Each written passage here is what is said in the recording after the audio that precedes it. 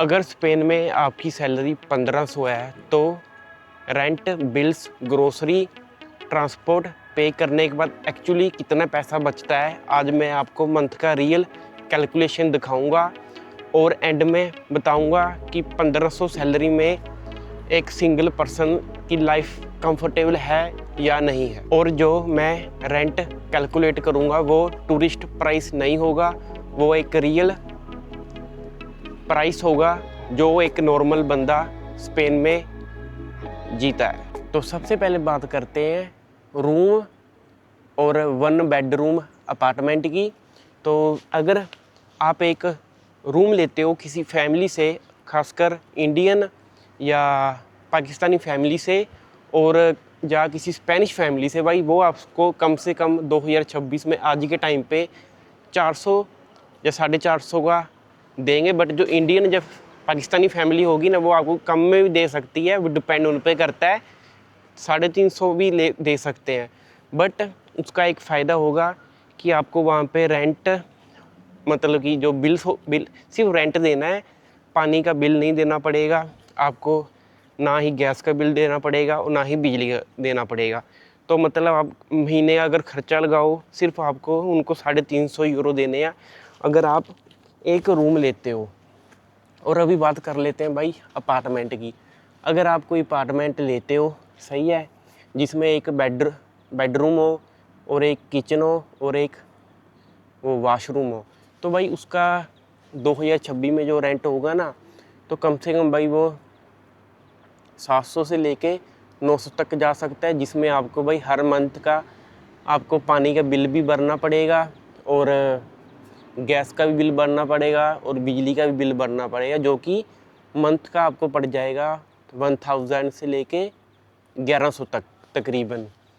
But उसका फ़ायदा ये हो सकता है, अगर आप चाहो उसमें 2 स्टूडेंट्स को रख सकते हो अगर उसमें जगह है तो, वरना थोड़ा डिफरेंस हो जाएगा, क्योंकि डिफरेंस बोल दिया, डिफ़िकल्ट हो जाएगा रहना, क्योंकि 1 बेडरूम ही मिलेगा आपको उसमें।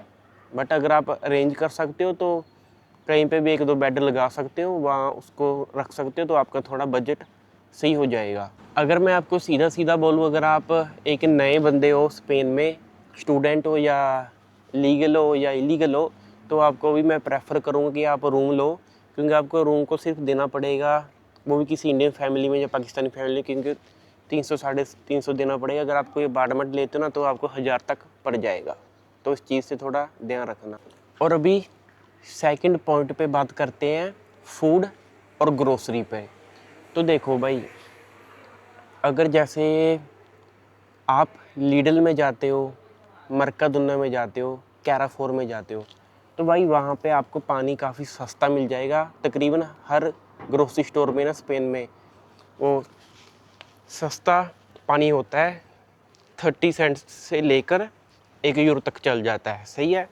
और अगर बात करते हैं अभी जैसे ब्रेड हो गए या फूड हो गया, तो भाई आप फूड अगर किसी जो स्पेशल होती है ना फ्रूट की शॉप, वहाँ से लोग, जैसे चाइनीज़ की शॉप होती है या किसी देसी की होती है, वहाँ पे भाई आपको फूड काफ़ी सस्ता मिलता है, तो वो आपको काफ़ी सस्ता पड़ेगा और आपका बजट भी टिका रहेगा। बट अगर आपको मैं मोटा मोटा बताऊँ ना मंथ का, तो भाई सिंगल पर्सन का बताऊँ खासकर, तो भाई आपका पानी का खर्चा ठीक है, और फूड का खर्चा, और अगर जैसे हमारा देसी खाना होता है, वैसे तो वो भी फूड में इंक्लूड हो जाता है। जैसे फॉर एग्जांपल अगर आपको सस्ता लेना है, तो जैसे साल्ट हो गया, और काफ़ी चीज़ें हैं, जैसे वेजिटेरियन चीज़ें हो गई या कुछ भी लगा लो, तो आप भाई वो हर एक सिटी में एक ऐसी जगह होती है जहाँ पे भाई हमारी देसी की शॉप्स होती हैं फ्रूट्स की, और जहाँ पे देसी मसाले मिलते हैं, आप वहाँ से बाय कर सकते हो, काफ़ी सस्ता दे देते हैं वो। और ऑयल अगर तो आप कोई अच्छा यूज़ करते हो खाने में, तो वो काफ़ी, अगर उसकी बात करूँ, वह 2 यूरो से लेकर वो यहाँ पे स्पेन में 20 यूरो तक चला जाता है। मतलब मोटा मोटा खर्चा भाई फूड और ग्रोसरी का बंदे का 100 यूरो से लेकर 150 यूरो तक चला जाता है बिल्कुल आराम से। तो स्पेन में भाई ग्रोसरी स्टोर काफ़ी सस्ते हैं और फूड भी काफ़ी सस्ता है। और एक बात, अगर आप भाई ग्रोसरी और फूड में ना अपने पैसे बचाना चाहते हो तो प्रेफर करना, अगर आप कोई सब्जी लेते हो या कोई फ्रूट लेते हो ना, वो चाइनीज़ फ्रूट की शॉप से लेना या देसी ओनर की शॉप से लेना, खासकर बांग्लादेशों की शॉप से लेना। इन तीनों बंदों चला हुआ, इन पे भाई काफ़ी सस्ता फूड होता है। और अगर कुछ ड्रिंक वगैरह, अल्कोहल वगैरह और कुछ भी जो लोग ड्रिंक करते हैं, पानी कुछ भी लेना हो, तो भाई वो लीडल है, मर्काडोना है, कैराफोर है, यहाँ पे काफ़ी सस्ता मिलता है इन ग्रोसरी स्टोर पे। और एक अल्दी भी है जहाँ पे काफ़ी सस्ता मिलता है। और जो भाई जिससे हम रोटी बनाते हैं, शायद आटा बोलते हो, स्पेन में उसको भाई आरीना बोलते हैं, तो वो भी आप देसी ओनर से बाई कर लेना। उसका जो 25 किलो का वो आता है ना पैकेट बड़ा सारा, वो मेरे ख्याल 18 या 20 यूरो का आता है, जिसमें भाई सिंगल बंदे का महीने से ऊपर बच जाता है। तो ये भाई फूड की और ग्रोसरी की मैंने आप लोगों को बता दिया है। तो महीने का 100 या 150, अगर बंदा थोड़ा हैवी है तो 200 तक चला जाता है। और अभी बात करते हैं भाई थर्ड पॉइंट की, जिसमें हम बात करने वाले हैं बिल्स की, जिसमें इंक्लूड होती है इलेक्ट्रिसिटी, वाटर, गैस का बारे में। तो भाई अगर आपको मैं मोटा मोटी बात बताऊँ ना, अगर तो आप किसी फैमिली में रहते हो रूम, तो ये सब आपको देना नहीं पड़ता। अगर आप एक सिंगल बेडरूम अपार्टमेंट बाई करते हो तो भाई आपका वैसे तो भाई बिल आता है 2 महीने के बाद, अगर चलो लगा लो मोटा मोटा महीने का। अगर आप भाई कम से कम चीज़ को बचाते हैं ना, जैसे पानी कम यूज़ करते हो, इलेक्ट्रिसिटी कम यूज़ करते हो, गैस को चलो वैसे भी थोड़ा ही बिल आता है, तो भाई जो यहाँ पे ना सबसे ज़्यादा बिल आता है पानी का और बिजली का, बहुत ज़्यादा बिल आता है। तो इस चीज़ को थोड़ा अगर आप ध्यान से यूज़ करोगे तो भाई 2 मंथ बाद आपका, अगर बिजली का मैं बोलूँ ना, 90 से 100 यूरो तक आ सकता है, कम भी आ सकता है। और पानी का बिल भाई यहाँ पे काफ़ी थोड़ा सा आ जाता है, उसमें भी 90 यूरो से लेकर 100 तक का लगा लो। और गैस का तो भाई 40 से 70 तक का लगा लो।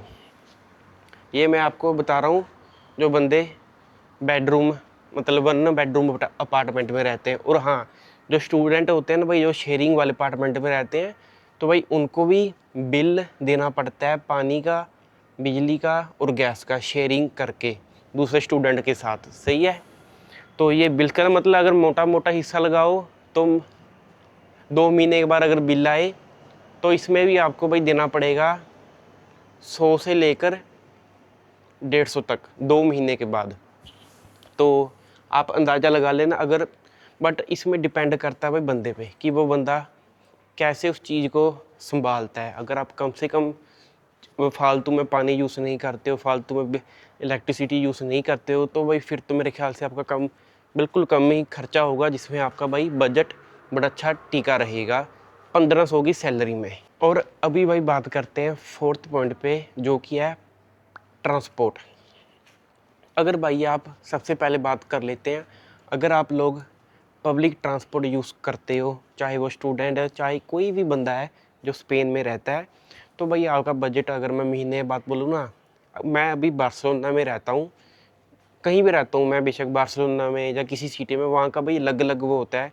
फॉर एग्जाम्पल बार्सिलोना में भाई एक टिकट मिलती है, जो बंदा 30 साल से कम होता है उसको भाई 45 यूरो में 3 महीने का वैलिड टिकट मिलता है, जो कि 7 जोन में आप कहीं भी यूज़ करते हो, चाहे वो रनफे है, चाहे वो मेट्रो है, चाहे बस में है। तो भाई आप 45 यूरो में 3 महीने अनलिमिटेड आ जा सकते हो 7 जोन में। सही है। बट अगर आप भाई टैक्सी यूज़ कर रहे हो, ऊबर यूज़ कर रहे हो या कोई भी चीज़ यूज़ कर रहे हो, तो उसमें आपका भाई काफ़ी खर्चा हो जाएगा। सही है। हाँ, वो बात अलग है, अगर आपके पास आपकी खुद की गाड़ी है तो वो तो भाई जो गैस पे है या पेट्रोल पे या किसी चीज़ पे है, वो तो उस पे आप पे डिपेंड करता है। बट अगर आप भाई टैक्सी यूज़ करोगे या वो महीने का, तो भाई काफ़ी बजट आपका लो हो जाएगा, क्योंकि काफ़ी अभी जो टैक्सी है वो काफ़ी भाई महंगी हो चुकी है। बट अगर आप एक नॉर्मल लाइफ जी रहे हो, आपका काम भी पास है और आपकी यूनिवर्सिटी पास है तो फिर तो आपको भाई महीने का 45 यूरो ही देने पड़ेंगे। वो इतना महंगा नहीं है स्पेन में। अगर मोटा मोटा बोलूँ तो महीने के ग्रोस इसके सॉरी ट्रांसपोर्ट के तो 45 से लेकर 70 यूरो तक, अगर आप पब्लिक ट्रांसपोर्ट यूज़ करते हो। अगर ऊबर यूज़ कर रहे हो जाने के लिए और टैक्सी, तो फिर महीने के भाई आपके काफ़ी बन जाएंगे, 150 तक बात पहुंच जाती है। तो अगर आप अपनी सैलरी बचाना चाहते हो तो सिर्फ पब्लिक ट्रांसपोर्ट यूज़ करना। अगर कहीं दूर जाना है तो रनवे यूज़ करना, वही टिकट आपकी वैलिड होती है जाने आने के लिए। हाँ, अगर आप कहीं भाई प्रेफर करते हो आराम से जाना तो आप टैक्सी ले सकते हो। तो बेस्ट है पब्लिक ट्रांसपोर्ट। और अभी बात कर लेते हैं, जैसे भाई वीकेंड आता है, हर बंदे की लाइफ में भाई कुछ दिल करता है मैं बाहर जाके खाऊं, किसी क्लब में जाऊं। अगर मैं आपको उसका खर्चा बताऊं ना, तो भाई मैं तो यही बोलूँगा उस चीज़ को आप थोड़ा अपने से दूरी बना के रखो जब तक आप अच्छा पैसा नहीं कमा लेते। क्योंकि अगर आप बाहर खाना खाना जाते हो ना, मैं आपको नॉर्मल बताता हूँ, अगर आप किसी रेस्टोरेंट पे जाते हो देसी नॉर पे जहाँ पे भाई इंडियन फूड मिलता है, तो भाई वो सही है अगर आप मंथ में 2 या 3 बार बाहर जाते हो। बट उसका भी खर्चा भाई आपको, अगर महीने में 4 बार ही जाओ ना, 70 से 80 यूरो देने पड़ेंगे। अगर आप क्लब में जाते हो तो वहाँ पर एंट्री फीस पता नहीं भाई क्या होती है, मुझे नहीं पता इतना। सही है, वो आपको ही पता होगा जो बंदे वहाँ जाते हो। तो पहले तो इस चीज़ से थोड़ा दूर ही रहना जब तक आप अपनी लाइफ में कामयाब नहीं होते हो। अगर खासकर आपकी स्ट्रगल चल रही है तो इन चीज़ों को थोड़ा अपने से दूर ही रखना, अगर पैसा बचाना चाहते हो। वैसे तो ये बुरी चीज़ है, अगर कोई बंदा अल्कोहल ड्रिंक करता है, क्लबिंग करता है और बाहर का खाना खाता है, तो महीने का भाई उसका खर्चा 200 पार जा सकता है आराम से। क्योंकि भाई काफ़ी महंगा खाना हो चुका है स्पेन में, खासकर रेस्टोरेंट्स का, बार्स का हो गया। हाँ, बार में जा सकते हो कॉफ़ी पीने के लिए, कोल्ड ड्रिंक पीने के लिए काफ़ी सस्ता है, और बियर शेयर पीने भी काफ़ी सस्ती है भाई। और वाइन तो भाई यहाँ पे बिल्कुल सस्ती है, 2-2 यूरो की भी है, 1 यूरो की भी है और 10 यूरो की भी है। तो इस चीज़ को मैं आपको नहीं रोकूँगा, लाइफ को एंजॉय करना चाहिए, बट क्लब को और जो महंगे रेस्टोरेंट उनको इग्नोर करना। बाकी बार में जा सकते हो, बीच शीश पे जा सकते हो, तो इसमें भाई इतना खर्चा नहीं है, काफ़ी सस्ता है स्पेन। तो अगर महीने का लगाओ 70 या 80 यूरो आप यहाँ पे खर्च देते हो, तो हाँ 80 यूरो लगा लो, तो इतना महंगा नहीं है। यहाँ पे स्पेन में वाइन, अल्कोहल और बीच पार्टी, और भाई यहाँ पे क्लब भी काफ़ी सस्ते हैं मैं ऐसे बोलूँ। बट मोटा मोटा खर्चा क्लब में होता है और महंगे रेस्टोरेंट में होता है। और ख़ासकर भाई देसी जहाँ पे जो है ना वो रेस्टोरेंट, वो काफ़ी महंगे हैं भाई, उनसे थोड़ा दूरी रखना। अपना घर में ही बना लेना, खा लेना, जब तक भाई आप स्ट्रगल कर रहे हो। तो भाई अभी हम एंड में बात करते हैं कि स्पेन में रहना वर्थ इट है या नहीं है, और 1500 सैलरी में एक सिंगल पर्सन एंड में कितना बचा सकता है।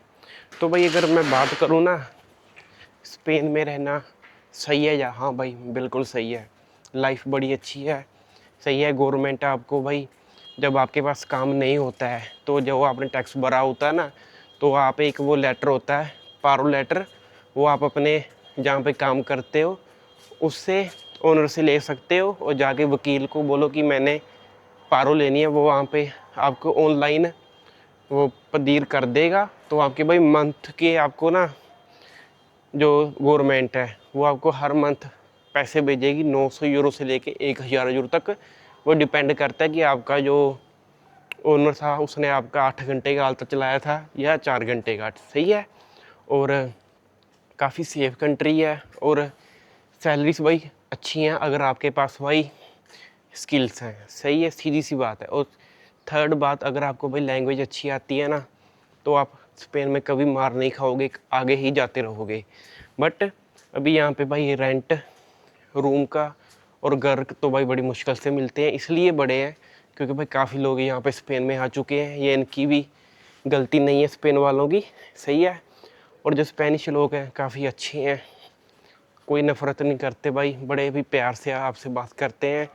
यहाँ पे ग्रोसरी बड़ी सस्ती है, रेस्टोरेंट भी भाई सस्ते हैं बट महंगे बोल लो, हाँ यार महंगे हैं अभी के टाइम पे। और अगर किसी को घर लेना है, वो भी इसको बाई करना है, बहुत मुश्किल है भाई, काफ़ी महंगे हो चुके हैं। और रूम के जो प्राइस हैं वो भी महंगे हैं। अगर किसी को रेंट पे घर लेना है वो भी महंगा भाई, 1000 यूरो से स्टार्ट होने लग गए हैं। उसके लिए भी आपको प्रॉपर भाई डॉक्यूमेंट चाहिए आपके। और अभी बात कर लेते हैं कि अगर आपकी सैलरी 1500 है तो आपको मंथ के बाद कितने बचते हैं रेंट पे करके, बिल्स पे करके, पब्लिक ट्रांसपोर्ट पे करने के बाद। तो भाई मोटा मोटा आपको अंदाज़ा बता देता हूँ, जो मैंने भरे हैं या मेरी फैमिली भरती है, मैंने देखा है। तो 900 यूरो या 1000 यूरो भाई आप बचा सकते हो अपनी समझदारी से। सही है। तो ये थी भाई आज की वीडियो आप लोगों के लिए। तो चाहे वो स्टूडेंट है, चाहे वो लीगल है, चाहे वो इलीगल है, भाई आप स्पेन में आओ, बेस्ट कंट्री है, सेफ़ है, लोग भी बड़े अच्छे हैं, गवर्नमेंट भी बड़ी अच्छी है। तो चलो मिलते हैं नेक्स्ट वीडियो में। अगर आप लोगों को कोई भी क्वेश्चन हो तो कमेंट कर देना, और या इंस्टाग्राम पे भाई मैसेज कर देना, वहाँ आपको आंसर मिल जाएगा। सॉरी मैं भाई रिप्लाई नहीं करता कभी कभी, क्योंकि मैं खुद भी काम करता हूँ, मेरी फैमिली भी है, आप लोग समझ सकते हो। और मेंबरशिप भाई ज्वाइन कर लेना, फुल सपोर्ट मेंबर। तो मिलते हैं नेक्स्ट वीडियो में, बाय।